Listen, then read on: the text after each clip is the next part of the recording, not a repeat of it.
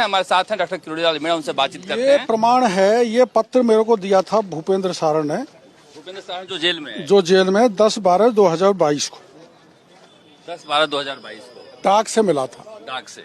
लेकिन मैंने उस समय इसलिए उजागर नहीं किया कि आपको पता है सारे मामले उठाए, सबको पर्दा डालते गए गहलोत साहब, चाहे आरएस का पेपर लीक हो, चाहे सब इंस्पेक्टर, जिसमें 1 दर्जन एफआईआर दर्ज हुई सब इंस्पेक्टर के मामले में, उनको भी ढक्कन लगा दिया था।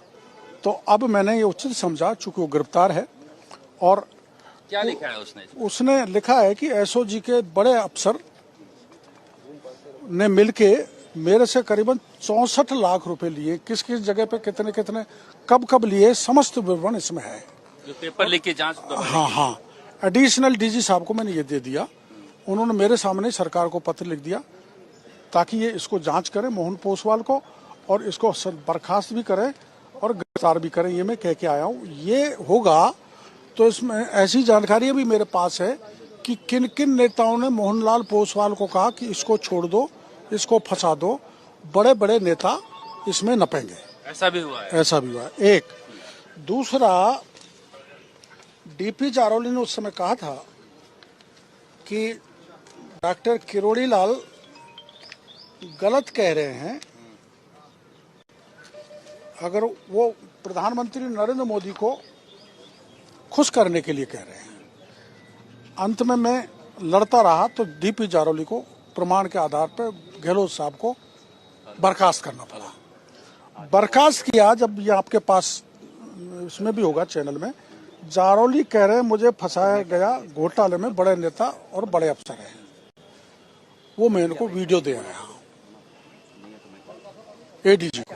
जारौली से पूछताछ ही नहीं हो रही है? नहीं हुई ना, इसलिए मैं वीडियो दे आया कि आप पूछो। ये कह रहा है बड़े नेता हैं, बड़े अफसर है, तो बड़े नेता अफसर कौन है आप जारौली से पूछो, वरना मैं आपको बता ही दूंगा। तो मैंने इनको कहा डीपी जारौली को इंट्रोगेट किया जाए। यही बात मैं एसओजी को कह के आया हूँ आज कि डीपी जारौली को 2 मिनट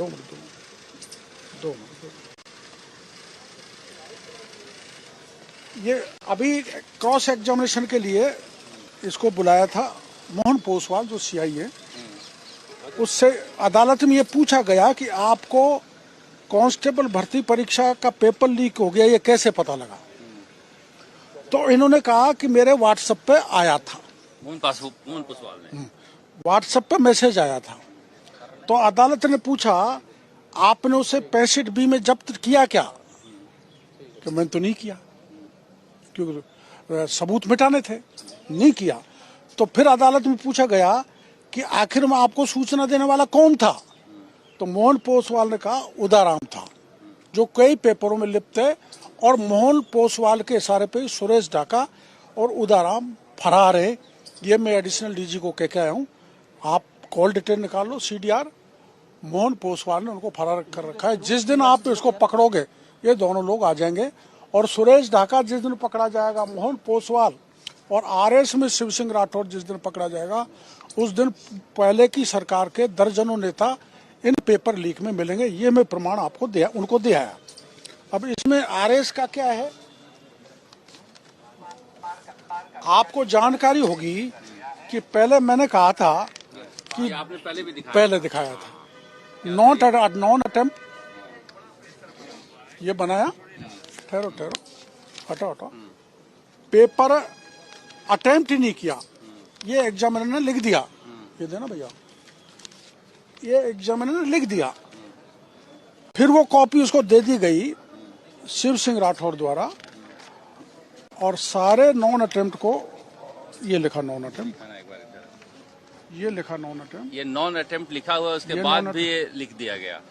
बाद में कॉपी अपलोड करके उसको दे दी गई और ये आरएस बन गया। ऐसे दर्जनों लोग हैं, करीबन 80 से 100 ऐसे लोग निकलेंगे जिनकी नॉन अटेम्प्ट की कॉपी आरपीएससी के दी दैन चेयरमैन एडॉक जो थे शिव सिंह राठौर ने दी और उन पे उनको आरएस बना दिया गया। देखिए, अब समस्या ये है। दूसरा एक और आपको बता देता हूँ, ये कॉपी है जो अभी एडिशनल डीजी को मैंने बताई है। इसमें उसको 145 नंबर दिए हैं इस कैंडिडेट को, जिसका रोल नंबर ये है। 804088। अगर इस कॉपी को आप देखोगे, डीजी भी अपने ऊपर नीचे हो रहा है कि इसमें मैं 45 नंबर भी नहीं दे सकता, और उसको 145 नंबर एग्जामिनर ने देके इसको आरएस बना दिया। आरएस की तो जांच हो नहीं रही है। बन गया। अब करेंगे, मैंने कह दिया आरएस की जांच करो, शिव सिंह राठौड़ को बुलाओ। शिव सिंह राठौड़ ने धर्मेंद्र राठौड़ के थ्रू क्या क्या कबाड़े किए वो बताएंगे, और सीएमओ के निर्देश पर उस सीएमओ गहलोत साहब के निर्देश पर क्या क्या किस किस को आरएस बनाया, ये इसमें आप जांच करें। मेरे को भरोसा है।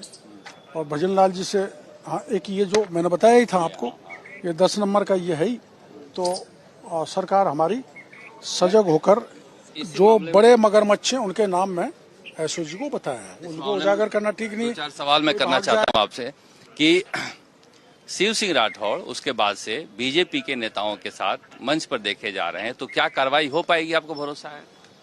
हाँ, हो सकता है आपकी खबर ठीक हो, कम से कम मेरे साथ मंच पर नहीं आ सकते।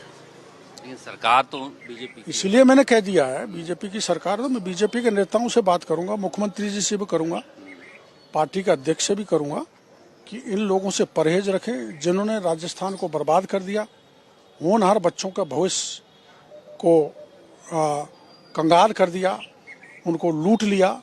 ऐसे अफसरों से, ऐसे नेताओं से दूर रहें। वो उनको एडक बनाया गया था, तो उस समय कांग्रेस के भी कई मंत्रियों के नाम आए थे जिनके पैरवी पे कुछ एडॉक बनाया गया था, और कांग्रेस के कई नेता जिनको मैं पहले आपको बता चुका हूं, जिनके एक ही परिवार में 6-6 लोग आगे 80-80, 82-82 नंबर लेके, और जो उस समय चेयरमैन थे आरपीएससी के, उन्होंने सिलेक्शन करने से मना कर दिया था, सीएमओ तक को मना कर दिया था कि हम कोई किसी प्रकार का फेवर किसी को नहीं करेंगे।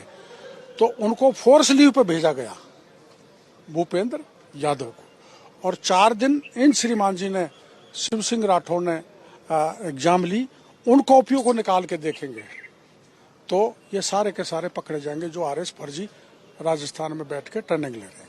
मोहन पोसवाल पर आते हैं। आपने राठौड़ समय जी उस समय थे एडीजी यहाँ एसओजी में, तो उनको भी खूब सारे सबूत दिए थे, तो क्या ऊपर माना उन्होंने कुछ मेरे सबूतों पे ध्यान नहीं दिया, तो तब मैंने ये पत्र देना उचित नहीं समझा भूपेंद्र सारण का। क्या मिली भगत थी पूरी एसओजी की? भूपेंद्र सारण का अगर मैं पत्र दे दूंगा तो उसको तंग करके ये मारेंगे पीटेंगे, असल सामने नहीं आएगी।